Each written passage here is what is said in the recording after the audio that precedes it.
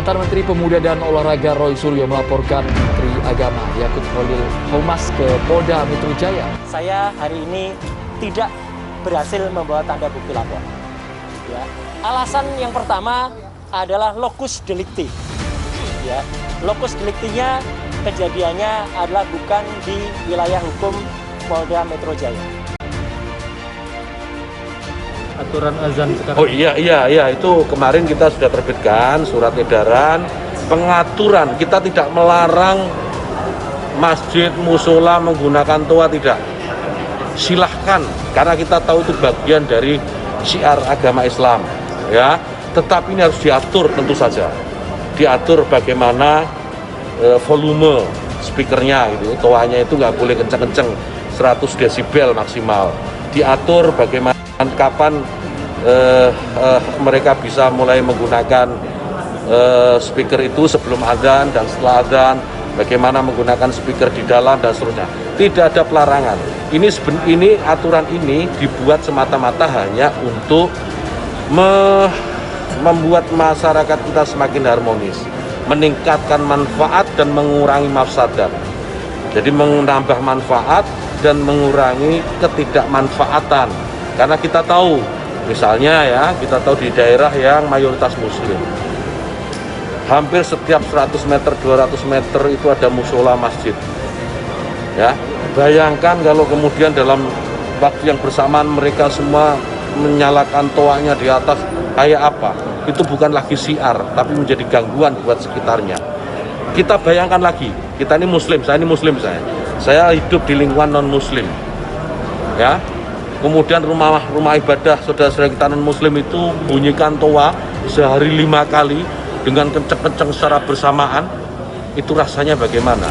Yang paling sederhana lagi, tetangga kita ini kalau kita hidup dalam satu komplek itu misalnya, kiri kanan depan belakang pelihara anjing semua, misalnya menggonggong dalam waktu yang bersamaan, kita ini terganggu nggak?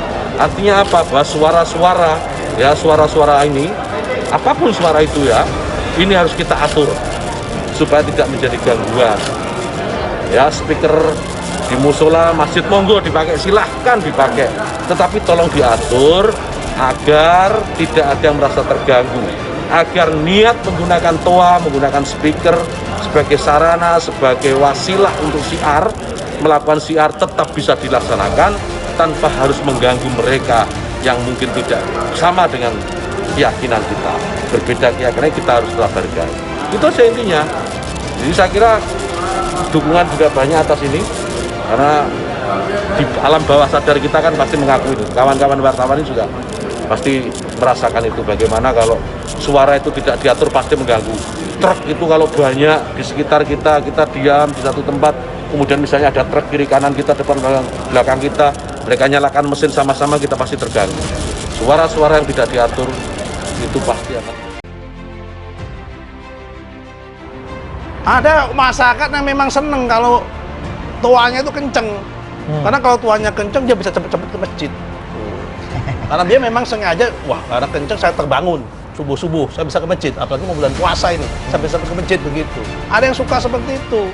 Saudara-saudariku, dimanapun Anda berada, seluruh lapisan masyarakat Indonesia yang kami cintai, seperti diketahui bahwa saat ini kita tengah menghadapi berbagai ragam musibah yang tentunya ini semua menguji ketangguhan kita dalam menjalani kehidupan berbangsa, bernegara, bermasyarakat. Persoalan dimaksud cukup kompleks. Selain belum tuntasnya pandemi COVID-19, juga ada musibah-musibah penyerta yang terkait dengan alam, baik itu erupsi gunung berapi yang aktif di area-area wilayah-wilayah tertentu di Indonesia, longsor, bahkan sebagian jembatan-jembatan di daerah ada yang terputus bahkan hancur, gempa bumi, ataupun juga persoalan-persoalan di masyarakat yang terlihat nampak semakin terpolarisasi. Ini tentunya adalah hal yang sangat memprihatinkan bila dalam mengatasi itu semua kita belum mampu bersinergi dengan baik, berrekonsiliasi dalam konteks kebangsaan yang utuh, mengamalkan sila ketiga dari Pancasila, Persatuan Indonesia.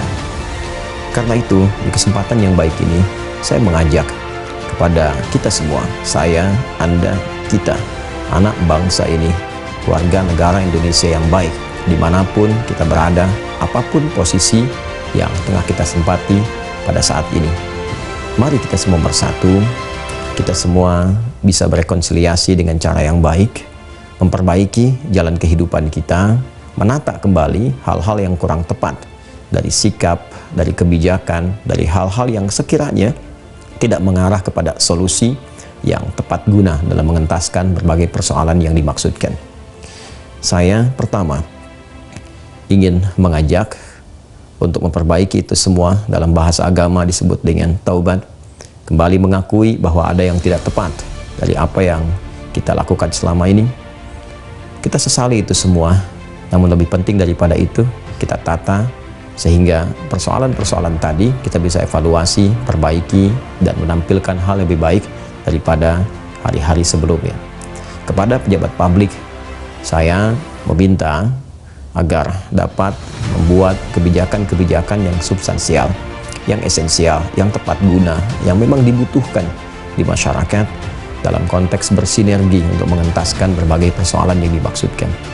Persoalan-persoalan kecil yang tidak membutuhkan perhatian level-level jabatan besar, selevel menteri dan semisalnya, kiranya bisa diteruskan kepada pejabat-pejabat daerah atau di lingkungan-lingkungan terkait, apalagi bila yang dimaksudkan adalah kasus-kasus yang sifatnya domestik, sifatnya kecil, yang tidak harus menarik perhatian sehingga menjadi kebijakan nasional.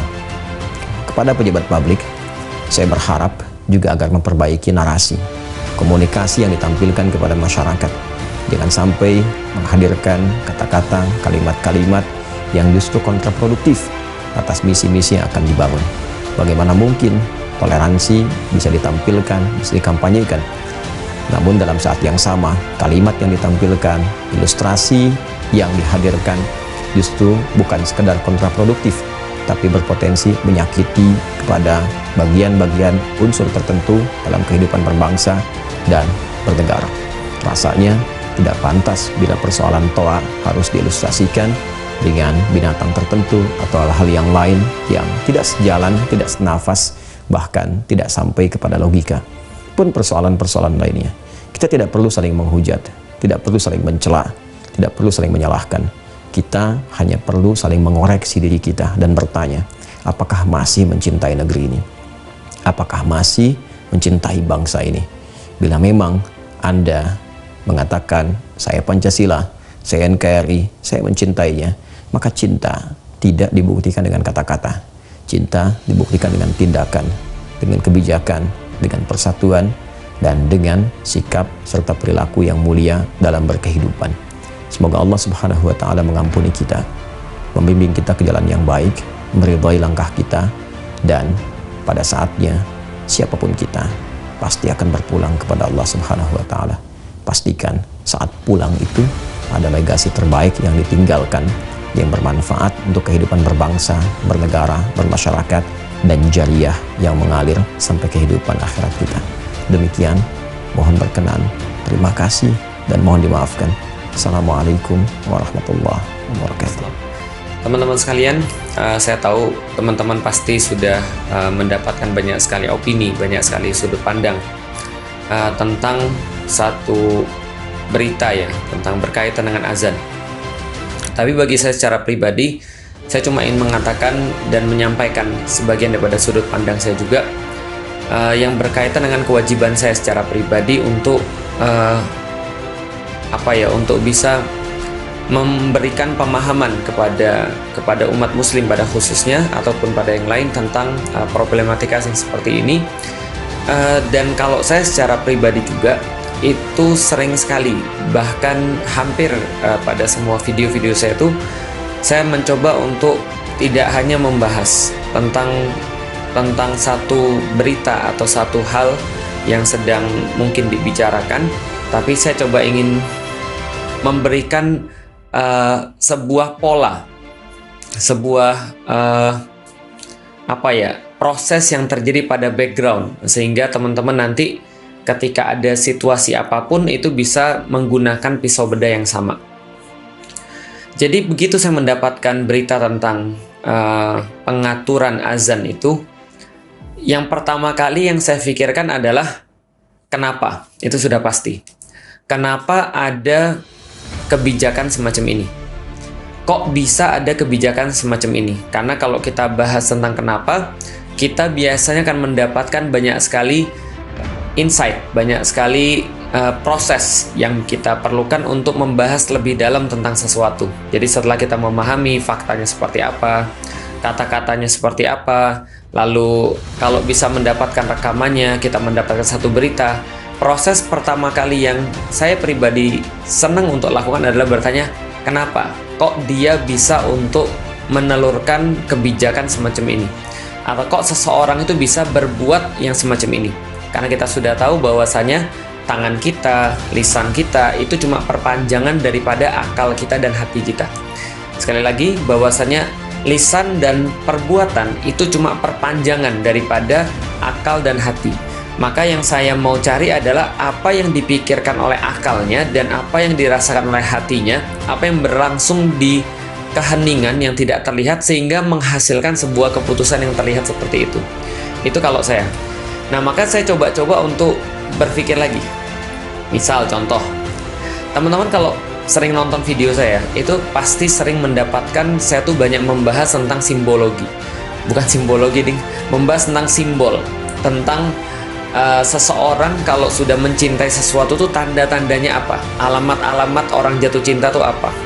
Dan salah satu yang paling kuat kan tanda-tandanya adalah simbol. Misalnya, dulu ketika SMP saya tuh sangat senang baca komik.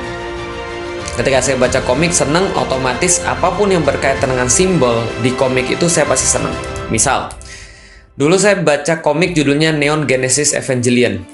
Itu satu komik yang ceritanya lumayan bagus, gambarnya juga sangat breakthrough di masanya, dan dia ada satu lambang tuh, satu logo, satu simbol. Simbolnya daun maple setengah terus tulisan di atasnya Nerf. Itu saya sering gambarin simbol itu dan saya sering jadiin itu sebagai sebuah identitas saya juga, karena untuk nunjukin bahwa saya tuh suka dengan komik yang saya baca. Lebih jauh lagi ketika SD, SMP juga, itu saya punya klub kesukaan basket namanya Chicago Bulls. Ya, semua anak-anak 90-an ya pasti sukanya Chicago Bulls biasanya. Chicago Bulls sama satu lagi adalah Orlando Magic. Itu saya suka, dua klub bola itu. Di catatan-catatan saya, kalau misalnya teman-teman ada di zaman itu dan lihat catatan-catatan saya selalu kemudian gambarin simbol-simbol itu. Chicago Bulls gitu kan, ada bantengnya, terus kemudian Orlando Magic, ada bintang-bintangnya gitu ya. Dan saya juga sangat suka gambar logo Superman, S gitu kan ya. Jadi kalau dunia kartun saya suka Superman. SMP, SMA saya sukanya Spider-Man. Maka banyak teman-teman akan mendapatkan logo laba-laba dengan berbagai macam variasi dan versinya. Pada sederhananya, singkatnya adalah orang yang mencintai sesuatu pasti akan senang diasosiasikan dengan satu simbol tertentu. Diasosiasikan dengan satu lambang atau satu identitas yang mewakili pikiran dia. Karena sudah saya sampaikan bahwasanya perbuatan ataupun lisan dan simbolisasi apapun yang muncul dari kita itu cuma perpanjangan daripada akal kita dan hati kita aja. Jadi kalau seandainya kita bisa melihat, kita mampu untuk mengumpulkan ataupun mereferensikan simbol-simbol simbol-simbol, lalu lambang-lambang ataupun identitas-identitas yang berkaitan dengan seseorang, sedikit banyak kita tahu tentang seseorang tuh sukanya apa. Jadi dia tuh cintanya apa. Dan itu berlaku sebaliknya teman-teman sekalian. Kalau seseorang tuh nggak suka dengan satu simbol, itu berarti menandakan dia tidak menyukai dengan satu hal tertentu.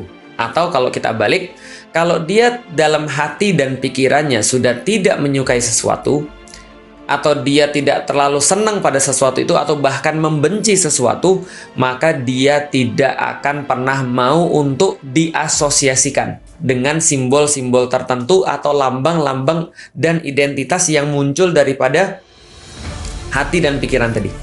Nah, jadi apa yang tidak disukai di dalam hati dan pikiran tadi? Contoh misalnya, nenek saya tuh tinggalnya di Palembang dulu dan dia mengalami penjajahan Jepang. Sehingga nenek saya itu tidak suka dengan segala sesuatu yang berbau Jepang. Bahkan nenek saya itu udah kayak apa ya, benci, nggak suka banget ketika dia mendengar segala sesuatu yang berbau Jepang. Karena mungkin hatinya dan pikirannya itu sudah kompak.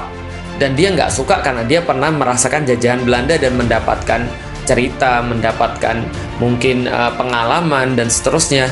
Sehingga agak kontra dengan saya. Kalau saya suka baca komik, nenek saya nggak mungkin suka baca komik. Saya suka dengan bahasa Jepang tentu saja, itu kan ya. Zaman dulu tuh ya SMP kalau ada orang lagi senang-senangnya Jepang itu mereka kalau ngangkat telepon tuh bukan halo tapi mosh gitu kan ya. Ya sama kayak zaman sekarang kan ya, para wibu kan gitu kan ya. Selalu pengen untuk diasosiasikan dengan bahasa Jepang gitu kan ya. Kalau misalnya mereka ngomong apa bukan apa tapi nani ya gitu, misalnya kayak gitu-gitu. Jadi sama, orang nggak suka dengan Jepang itu pasti nggak suka dengan simbol-simbol, identitas, bahasa ataupun segala macam. Itu yang kemarin saya bahas juga ketika dalam bahasan benci Arab. Kalau ada orang yang nggak suka dengan bahasa Arab, nggak suka dengan orang-orang Arab, sebenarnya mereka sedang membenci sesuatu yang mereka asosiasikan senantiasa dengan Arab, yaitu adalah Islam sebenarnya, misalnya gitu kan ya. Nah, balik lagi pada pembahasan ini, nenek saya tuh nggak suka Jepang karena dia dan segala sesuatu yang berkaitan dengan Jepang, karena dia punya pengalaman buruk dan punya persepsi buruk tentang Jepang. Saya pun sama. Dulu ketika saya menyaksikan kemunculan Korean Wave itu ya, itu saya merasa nggak suka dengan Korean Wave. Saya nggak suka Hangul, saya nggak suka tulisan-tulisan Hangul, saya nggak suka lagu-lagu Korea karena saya anggap itu kayak mau ikut-ikutan Jepang gitu ya. Saya nggak suka dengan komik-komiknya gitu, dan saya nggak suka dengan produk-produknya. Itu contohnya misalnya. Walaupun sekarang saya nggak gitu ya, maksudnya itu dulu. Juga dulu, mungkin sampai sekarang juga, saya tuh tidak suka segala sesuatu yang berasosiasi dengan India. Itu karena mungkin pengalaman saya tuh dulu ngelihat orang tuh suka film India dan saya bilang ini ngapa sih gitu, dan dikit-dikit nyanyi dan seterusnya.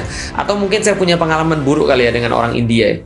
Sehingga saya tuh kalau ngelihat India tuh yang kebayang tuh yang jelek, dan kebayang tuh yang nggak bagus. Itu kalau sekarang, walaupun tentu saja itu tidak saya jadikan sebagai alasan untuk saya untuk berlaku tidak adil atau untuk berbuat kasar. Ya itu cuma ngasih tahu aja bahwa rasa tidak suka atau rasa negatif itu bisa mempengaruhi terhadap segala sesuatu yang bersifat simbolisasi ataupun identitas yang berasosiasi dengan hal yang kita nggak suka itu. Nah, kalau kita bahas dengan Islam gitu ya, kalau orang itu suka Islam ya, kalau orang itu suka agama Islam, dia mencintai agama Islam, dia mencintai Allah dan Rasulnya, maka mustahil dia tidak suka dengan simbol-simbol agama atau segala sesuatu yang berkaitan dengan agama. Contoh misalnya, nggak mungkin dia akan protes ketika ada maulidan. Nggak mungkin, ya kecuali kalau berbeda pendapat ya, nanti kita bahas nanti. Nggak mungkin dia akan protes dengan orang yang sholawatan. Nggak akan dia mengatakan bahwa zikir itu bikin ribut, rame, berisik, atau dia itu berusaha untuk memberikan sebuah stigmatisasi negatif terhadap azan gitu ya, yang merupakan simbol di dalam Islam. Kenapa kita katakan azan itu adalah simbol daripada Islam? Kalau kita ngelihat simbol mah banyak. Contoh misalnya ya, kalimat la ilaha illallah Muhammadur Rasulullah itu simbol Islam. Kalau teman-teman nyari ya, sesuatu simbol, kalau orang Kristen disimbolkan salib misalnya. Kalau orang-orang Buddha disimbolkan apa misalnya? Buddha itu disimbolkan dengan ya nggak tahu ya, coba teman-teman cari ya kalau ketik di Google, tapi pasti ada yang disimbolkan dengan Buddha. Islam disimbolkan juga dengan misalnya bulan sabit dan bintang misalnya. Atau agama apa lagi misalnya, agama Hindu disimbolkan dengan huruf kayak gitu ya, saya nggak tahu cara bacanya tapi juga pasti ada. Setiap tuh punya simbol. Maka simbol yang paling mudah kalau kita bicara tentang Islam itu misalnya contoh syahadat, kalimat la ilaha illallah Muhammadur Rasulullah. Tapi itu kan sulit banget dibaca ya, terutama bagi orang-orang yang mungkin nggak bisa bahasa Arab. Jadi simbolnya Islam apalagi dalam satu negeri. Dari mana kita tahu bahwa negeri ini negeri Muslim? Ya biasanya ada masjid. Dan kalau ada masjid maka ada azan. Makanya kemudian orang-orang Eropa, orang-orang Barat yang pergi ke negeri-negeri Muslim, biasanya yang mereka masukin dalam YouTube-nya atau dalam videonya atau apapun, mereka bilang nih, ini namanya prayer chanting, nah, kata mereka kan gitu. Ini adalah panggilan sholat, panggilan untuk beribadah. Allahu Akbar, Allahu Akbar. Wah, itu kan keren banget. Apalagi kemudian yang jangan azan saya lah. Kalau azan saya tuh mungkin nggak terlalu bagus ya. Mungkin Ustadz Hanan suruh azan gitu ya, atau siapa misalnya yang suaranya bagus, Muzammil suruh azan gitu ya. Atau pokoknya azan-azan yang bagus lah. Atau kita sendiri. Kalau kita pergi ke Mekah dan Madinah, itu pertama kali saya ke Mekah ke Madinah, itu perlu 3 bulan saya baru bisa move on dari Mekah dan Madinah. Itu padahal saya muslim loh, 3 bulan saya move on dari Mekah dan Madinah. Kenapa? Karena rindu banget dengan suara azan Mekah dan Madinah. Somehow pokoknya itu pokoknya magical gitu ya. Sehingga saya tuh sampai ngerekamin tuh ketika azan di Mekah. Saya ingat banget azan di Mekah, saya tungguin. Saya paling suka tuh azan apa? Azan maghrib saya paling suka. Karena buka puasa, bukan. Pokoknya azan maghrib tuh somehow lebih bagi saya lebih apa ya? Lebih sakral. Kenapa? Karena dibarengi dengan pergantian waktu dan pergantian cahaya gitu ya. Jadi saya tuh ngerekamin azan maghrib tuh di Mekah. Terus saya putar-putar lagi. Tiap kali saya dengar azan, itu saya langsung kebawa seolah-olah perasaan saya tuh ada di sana. Rasa syahdu gitu ya. Rasa kemudian ya Allah pengen datang ke masjid gitu ya. Dan somehow kita juga bisa membedakan. Nah, ini azan Mekah, ini azan Madinah gitu ya. Azan Madinah juga sama, ngangenin juga, dan kebayang kita ngunjungin Rasulullah Sallallahu Alaihi Wasallam. Lalu kemudian kita kebayang untuk ibadah, untuk mau taat. Kenapa? Karena azan itu kalau bahasan orang zaman sekarang mungkin kayak anchoring untuk berbuat suatu kebaikan. After all, teman-teman sekalian, azan adalah sebuah bagian daripada syiar Islam. Kenapa? Karena itulah Rasulullah Shallallahu Alaihi Wasallam memerintahkan para sahabat di zaman beliau adalah Bilal untuk mengumandangkan azan, untuk kemudian mensyiarkan azan, untuk kemudian naik ke tempat yang tinggi, lalu kemudian menyampaikan azan sehingga terdengar pada seluruh manusia, sehingga seluruh manusia yang mendengarkan itu bisa diingatkan bahwasanya mereka tuh hamba Allah. Mereka itu adalah kemudian punya kewajiban, ada waktu mereka untuk kemudian bisa untuk sholat, bisa untuk curhat sama Allah dengan seluruh beban mereka. Lalu kemudian Allah akan menjanjikan pertolongan dan kejayaan pada mereka yang melakukan ibadah itu. Nah, ini adalah kemudian azan gitu kan ya. Dan ini adalah sesuatu yang menurut saya magical gitu ya, karena ini adalah simbolisasi Islam. Dan sebaliknya, ketika saya sudah muslim ya, ketika saya pernah pergi ke Turki, satu daerah namanya Alaçatı. Teman-teman coba lihat di internet, kalau misalnya teman-teman cari Alaçatı, itu adalah daerah yang sangat dalam tanda kutip lebih sekuler di antara daerah-daerah muslim yang lain. Karena itulah dia tuh di tengah-tengah jalan kadang-kadang ya karena itu kayak anggaplah kayak Balinya Indonesia lah. Jadi tempat itu kayak lebih bebas daripada tempat-tempat Turki yang lain. Dan di tengah-tengah pasar itu tempat terjadi aktivitas-aktivitas minum-minum dan segala macam. Itu dengan pakaian yang juga nggak normal seperti di Istanbul atau di tempat-tempat yang lain gitu ya. Tiba-tiba ada azan. Itu bagi satu, ya Allah, itu kayak apa ya? Kayak kita tuh lagi panas terus diguyur es gitu loh, maksudnya. Ya Allah, ada azan. Dan sama ketika saya pergi ke Eropa selama sekira 12 hari, teman-teman tahu nggak apa yang saya kangenin? Azan. Serius. Jadi rasanya tuh kayak aneh, kayak sesuatu tuh kayak apa ya? Nggak normal ketika kita tuh nggak dengar azan gitu loh, maksudnya. Kita tuh kayak merasa ada yang kurang. Walaupun kita sholat ya sholat, memang nggak perlu nggak perlu azan untuk mengingatkan sholat. Cukup HP kita ada jadwal sholat, kita juga sudah tahu, kita bisa ngelihat waktu kok. Tapi masalahnya adalah ada sesuatu yang kurang. Karena kenapa? Ya ini simbolisasi yang berkaitan dengan perasaan gitu, yang berkaitan dengan hati gitu loh, maksudnya. Sehingga ketika pergi ke Eropa ataupun pergi ke Amerika ataupun negeri-negeri lain yang mereka bukan muslim, saya tuh nggak nyaman. Makanya saya bilang sama istri saya sekarang itu ya, saya bilang sama istri saya tuh hampir mengurangi seluruh bepergian ke luar negeri, hampir semuanya kecuali Turki. kecuali kemudian pergi ke Turki. Kenapa? Karena Turki itu adalah fasilitasnya itu mirip dengan Eropa, tapi ada azan. Saya bilang sama istri saya gitu. Kenapa? Somehow azan itu menenangkan bagi saya. Kenapa? Karena saya tuh ketika mendengar azan, anchoring saya, kaitan saya itu kemana?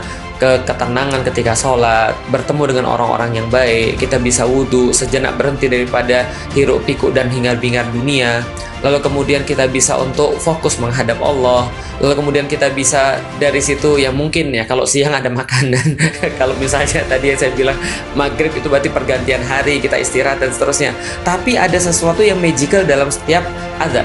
Karena azan sendiri adalah peringatan untuk sholat sekaligus peringatan pergantian cahaya, pergantian waktu gitu ya.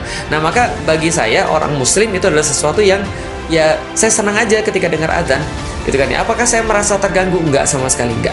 Dan saya pernah cek ya kepada bapak ibu saya, ya kadang-kadang mereka komplain sih, itu azannya pagi-pagi jam 3 keras banget misalnya. Pernah ketika mereka di satu hotel gitu ya, di daerah mana saya lupa, itu kebetulan azannya itu langsung ke kamar mereka, bukan azan apa, bukan mikrofon apa namanya, speaker itu langsung ke kamar mereka. Nah itu mereka agak komplain, tapi di luar itu saya pikir semua orang-orang yang bukan muslim pun sudah terbiasa.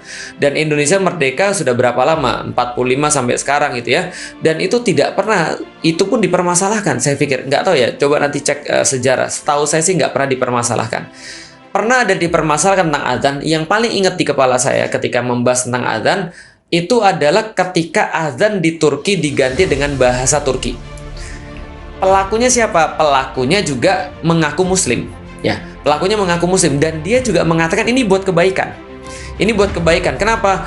Alasan mereka banyak. Salah satu alasannya adalah karena orang-orang Turki nggak ngerti bahasa Arab. Sehingga ketika misalnya mereka dibacakan azan dalam bahasa Turki, maka sehingga dibaca dalam bahasa Arab mereka nggak ngerti. Lebih baik dibaca dalam bahasa Turki biar mereka ngerti. Alasan pikir saya. Kenapa? Karena mereka itu dari Utsmani dan Utsmani itu salah satu bahasanya adalah bahasa Arab. Nah, maka kemudian ini dilarang azan dalam bahasa Arab. Bahkan tidak hanya dilarang, tapi diberikan sanksi yang sangat keras dan sangat fisikal terhadap orang-orang yang masih bersikeras mengumandangkan azan dalam bahasa Arab, bahasa aslinya. Maka dikumandangkan dalam bahasa Turki. Dan itu sangat-sangat ya hilang seluruhnya. Seluruh yang kita katakan tadi hilang semuanya. Nah, itu yang saya ingat tentang masalah azan. Pernah ada orang yang mengaku muslim, lalu kemudian dia berpikir bahwa ini adalah sesuatu yang baik, lantas dia mempermasalahkan yang tidak pernah dipermasalahkan sebelumnya. Kenapa? Walau bisa saya nggak tahu. Tapi alasan yang bisa saya pikirkan dari awal ketika saya bilang pada teman-teman sekalian, kenapa kira-kira kalau kita boleh nebak, ya saya kemudian nebak yang tadi. Simbol itu sangat berpengaruh bagi orang-orang yang suka Islam. Dia akan mengisi dirinya, sekelilingnya, rumahnya, anaknya, nama anaknya, buku-buku yang dia baca, semua dengan simbol-simbol yang terasosiasikan dengan Islam. Tapi kalau orang nggak suka, dia pertama kali akan dia jauhkan adalah simbol-simbol ataupun segala macam yang berasosiasikan dengan yang dia nggak suka. Jadi di rumah saya ada nggak simbol-simbol yang terasosiasi dengan India? Nggak ada. Kecuali nasi biryani. Ya itu beda ya urusannya. Kan saya udah bilang, saya tuh kan nggak suka, tapi bukan nggak suka sampai benci, enggak. Atau cari di rumah saya misalnya simbol-simbol yang terasosiasikan dengan misalnya apa, satanik, nggak ada. Kenapa? Karena saya nggak suka. Atau cari di rumah saya simbol-simbol yang berkaitan dengan rokok misalnya, nggak ada, karena saya nggak suka ngerokok. Gitu kan ya. Nah, artinya kalau seandainya orang itu tidak mau diasosiasikan dengan satu hal tertentu atau sesuatu itu mulai jadi problem bagi dia, berarti kita bisa menduga ada sesuatu di dalam hati dan pikirannya yang membuat dia untuk ya mempermasalahkan sesuatu itu. Karena bagi orang lain nggak bermasalah, bagi dia bermasalah. Selama berpuluh-puluh tahun nggak ada diurusin tentang desibel azan, lalu kemudian tiba-tiba diurusin. Nah, ini berarti pasti ada sesuatu yang membuat orang itu atau sekelompok orang itu atau ya seinstitusi itu untuk mempermasalahkan hal itu. Nah, ini yang kemudian matching dengan narasi-narasi selama ini, Islamofobia. Itu aja sih sebenarnya. Bahwasanya kalau seandainya azan itu dikumandangkan itu adalah bentuk intoleransi, kan gitu. Bahwasanya kalau orang muslim menunjukkan identitasnya itu berarti mengancam. Kalau orang-orang muslim itu semakin pintar, mereka semakin berbahaya. Kalau Islam ini diterapkan menjadi sebuah aturan yang lebih luas lagi dalam sektor negara, misalnya ini akan menjadikan negara terpecah belah. Ini narasi-narasi yang matching. Sama kayak pembatasan azan. Kenapa narasinya itu sama, narasi Islamofobia. Sehingga siapa kemudian yang menyuarakan begini? Ya pasti orang-orang Islamofobia. Mereka mungkin mengatakan, saya juga muslim kok, saya juga gini, saya juga beriman kok, saya juga sholat kok. Iya, tapi kelakuan-kelakuan yang dilakukan itu tidak menunjukkan kecintaan terhadap Islam. Kan itu udah bahas tadi. Saya sebelum masuk Islam ya, saya nggak suka sama azan juga. Sama, bukan nggak suka ya azan terserah deh, tapi nggak mungkin saya mengumandangkan azan dong, atau nggak mungkin saya kemudian beliin orang speaker untuk azan dong, nggak mungkin, karena saya nggak menyukai itu bukan sesuatu preferensi saya, kan gitu maksudnya. Ketika saya belum muslim, tapi ketika saya sudah muslim, saya udah cerita bagaimana pengaruh azan tuh bagi saya, bagaimana arti azan tuh bagi saya ketika saya sudah masuk Islam. Nah, maka itu yang bisa kita duga. Itu pertama, why, kenapa kebijakan kayak gini dibuat. Yang kedua, siapa yang paling diuntungkan sih sebenarnya dengan kebijakan kayak gini? Itu yang saya mikirin. Kalau kita pikirin ya, yang paling diuntungkan siapa sih? Orang-orang muslim, jelas tidak. Orang mereka nggak ada masalah selama ini. Istri saya punya rumah di Pati. Di depannya itu langsung musola. Ini yang nonton ya teman-teman kampung ya, di depannya tuh langsung musola. Jadi ini rumah ngesot itu sampai musola. Jadi ini rumah istri saya nih. Ini rumah istri saya di kampung nih. Ini mobil saya parkir di sini nih. Ini musola. Bisa dibayangin? Oke, ulangin lagi ya. Ini rumah istri saya nih. Ini rumah istri saya di Pati di kampung. Ini mobil saya parkir. Ini musola. Jadi antum kebayang ketika azan itu di belakangnya itu rumah orang-orang semua juga. Pinggirnya rumah orang, depannya rumah orang, sampingnya rumah orang. Ada nggak yang pernah protes ganggu? Nggak ada. Hampir tiap malam di kampung tuh ada sholawatan. Ada nggak pernah yang merasa teriak? Nggak ada. Saya bingung, ini dibesarkan di mana orang-orang yang merasa bahwa azan ini adalah gangguan? Dibesarkan di mana? Apakah dibesarkan di tempat yang benar-benar dulu steril, nggak ada suara sama sekali? Atau nggak pernah ada maulidan misalnya, nggak pernah ada sholawatan misalnya, nggak pernah ada azan gitu, sehingga nggak terbiasa, sehingga merasa ini harus diatur. Dan yang lebih parah lagi adalah ketika kita membahas siapa yang paling diuntungkan, itu ngambil contohnya itu juga. Masya Allah, ini saya coba menjelaskan dari segi pola pikir lagi ya. Kenapa Lik kamu itu suatu waktu saya tuh lagi pergi ke Turki ya, lalu ada teman saya nggak mau makan kambing. Jadi ada teman saya muslim, dia nggak mau makan kambing, katanya kambing tuh bau. Oke. Lalu saya mau menjelaskan dia, meyakinkan dia bahwa kambing tuh enak, gitu kan? Kambing tuh enak. Gimana cara menjelaskan kepada dia supaya kambing tuh enak dan dia mau makan kambing yang benar-benar enak banget kalau di Turki bagi saya? Nih, saya jelasnya begini. Lihat ya, analogi saya begini. Saya dulu bukan muslim, saya bilang gitu. Saya dulu bukan muslim dan saya makan babi.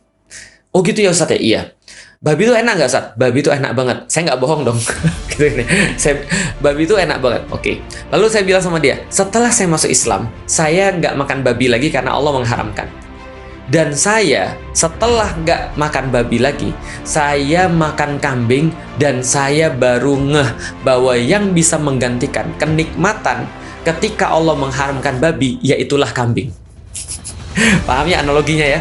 Sehingga dia langsung makan tuh. Karena kenapa? Karena dia bilang, kalau begitu bagi orang-orang yang bukan muslim, mereka tuh makan babi gitu kan misalnya ya, dan mereka tuh merasa enak ketika makan babi, berarti ini dari kadar seorang Felix Yeo yang sudah pernah merasakan dua-duanya gitu kan ya, berarti ini seenak itu, berarti dia langsung penasarannya bertambah sehingga dia makan kambing gitu kan ya. Analogi saya itu menunjukkan sesuatu yang saya samain gitu loh maksudnya. Jadi ini kambing gurihnya sama kayak babi gurihnya ketika saya dulu makan. Paham ya? Nah itu jadi kalau saya mau ngambil analogi itu saya senantiasa akan mengambil sesuatu yang mirip sehingga efeknya juga sama. Oke, kalau gitu bagaimana kemiripan yang pengen diambil? Coba kalian bayangkan kalau seandainya agama lain itu punya tempat ibadah juga punya toa diarahkan ke tempat kalian juga 5 kali sehari kemudian bersuara, kalian nyaman nggak? Atau gini deh, mungkin karena kurang kuat nih analogi yang pertama, karena orang mikir kayaknya di tempat gua nggak ada tempat ibadah orang lain deh, tempat gua masjid semua, orang nggak relate mungkin gitu kan ya. Orang nggak relate, gimana ya tempat ibadah lain nggak ada tuh, mohon maaf. Bisa contoh ya, gereja cuma segitu-gitu aja, nggak banyak, karena yang banyak muslim, nggak relate. Oh jadi mau ditambahin, gimana kalau seandainya tetangga anda punya anjing dan anjingnya menggonggong terus, kira-kira kayak gitulah. Nah itu maksudnya, kayak kata saya tadi kan ya, kambing itu sama kayak babi dulu ketika saya makan, kira-kira kayak gitulah. Nah sama kayak penjelasan, kalau anda punya tetangga anda punya anjing tuh menggonggong terus menerus, anda merasa terganggu nggak? Kira-kira kayak gitulah. Nah kira-kira kayak gitulah. Jadi kalau seandainya mau di analogi itu mau disambung, itu ngeri sekali. Kira-kira kayak gitulah gangguan azan. Paham ya? Nah jadi saya pikir ya ini sesuatu yang sangat memang luar biasa, dan sesuatu yang nggak pernah bermasalah, nggak pernah ada masalah sebelumnya dipermasalahkan.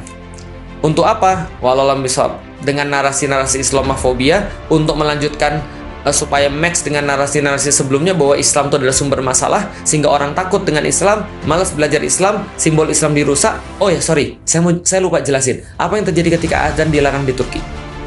Dalam bahasa Arab, langsung pemahaman orang tentang Islam itu sangat berkurang sama sekali. Orang jadi takut pergi ke masjid. Orang nggak punya lagi semacam kayak hype untuk pergi ke masjid.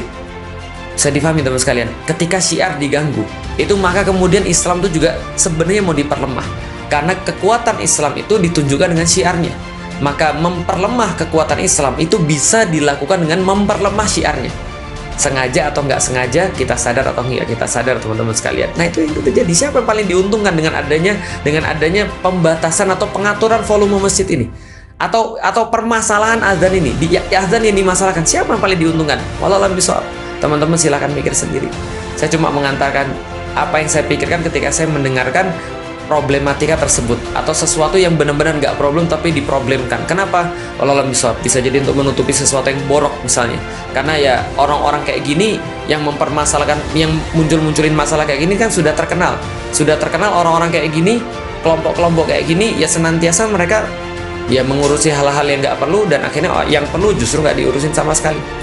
Akhirnya mempermasalahkan hal-hal yang sudah biasa, dan akhirnya hal-hal yang biasa itu hal-hal biasa dipermasalahkan, hal-hal yang besar itu nggak diurus sama sekali. Mudah-mudahan Allah menunjuki kita teman-teman sekalian, dan kita tuh pengen agar ketika kita mati orang mengingat kita dengan hal yang baik-baik, bukan mengingat kita dengan hal buruk-buruk. Selama dia hidup cuma di masa dia azan itu dipermasalahkan. Selama di zaman dia doang bahwasanya dipersekusi, kemudian pengajian-pengajian. Selama di zaman dia doang dibakar bendera tauhid dan seterusnya. Allah misal, mudah-mudahan Allah menjaga kita semuanya, dan mudah-mudahan ini menjadi sebuah koreksi bagi diri kita pribadi, agar apapun yang kita jadikan sebagai simbol yang kita ingin berasosiasi dengannya itu adalah sesuatu yang kita cintai. Tapi kalau seandainya kita sudah mulai bermasalah dengan sesuatu simbol ataupun suatu tanda ataupun suatu indikasi yang terasosiasi dengan Islam, jangan-jangan di dalam hati kita ini tanpa kita sadari sudah mulai untuk tidak menyukai Islam atau mencurigai Islam. Na'udzubillah min dzalik. Assalamualaikum warahmatullahi wabarakatuh.